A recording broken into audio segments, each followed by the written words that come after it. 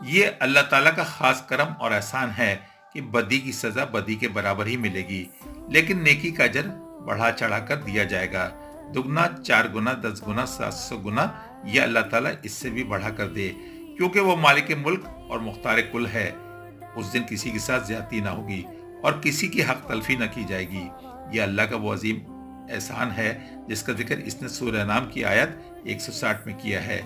صحیح بخاری اور مسلم کی حدیث مبارکہ ہے، فرمایا رسول اللہ صلی اللہ علیہ وسلم نے،